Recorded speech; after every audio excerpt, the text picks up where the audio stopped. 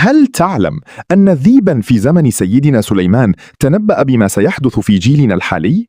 قصة مذهلة بدأت بطلب غريب وانتهت بحقائق ستصدمك عن آخر الزمان. ذئب جائع يطلب من راعي غنم أن يعطيه خروفا. خاف الراعي فقال الذئب: اذهب لسليمان واسأله، وأنا سأحرس غنمك حتى تعود، وإذا خنتك سأكون من أسوأ جيل في التاريخ، وهو جيل آخر الزمان. في طريقه للملك رأى الراعي 3 عجائب لم ير مثلها قط. رأى بقرة كبيرة ترضع من ابنتها الصغيرة، ورأى لصوصا معهم جبال من الذهب لكن ثيابهم ممزقة وفقيرة، ثم رأى نبع ماء صافيا لكن رائحته مثل الجيف الميتة. سيدنا سليمان كشف له السر العظيم. البقرة هي أمهات سيتاجرن ببناتهن في آخر الزمان لأجل المال، والذهب بلا بركة هو المال الحرام الذي سيملأ البيوت. أما الماء الكريه فهم علماء السوء الذين يبيعون الدين بالدنيا.